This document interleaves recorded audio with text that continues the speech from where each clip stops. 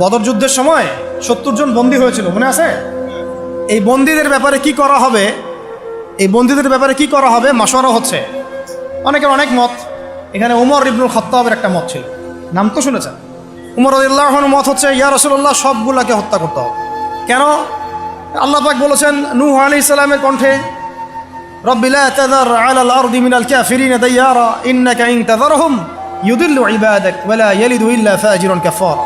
আল্লাহ, তুমি এই জমিনের মধ্যে, নূহ আলাইহিস সালাম এই দোয়াটা করেছিলেন, আল্লাহ তুমি এই জমিনের মধ্যে একটা কাফেরকে অবশিষ্ট রেখো না। এটা ওই সময়কার কথা বলছে, যখন মহাপ্লাবন আসবে তার আগের কথা। তিনি 950 বছর দাওয়াত দিয়েছিলেন। দাওয়াত দিয়ে যখন এই অবস্থা, 40 জন মানুষ ইসলাম কবুল করছে আর কি, তখন তিনি এই দোয়াটা করতে বাধ্য হয়েছে এবং আল্লাহ পাক সেই দোয়া কবুলও করেছিলেন, সবাইকে সমূলে ধ্বংস করেছিলেন। তো উমর রাদিয়াল্লাহু আনহু বলছিলেন, ইয়া রাসূলুল্লাহ, বদরের এই বন্দীদের ব্যাপারে আমার মাশওয়ারা হচ্ছে এটা, মুক্তিপণের দরকার নাই।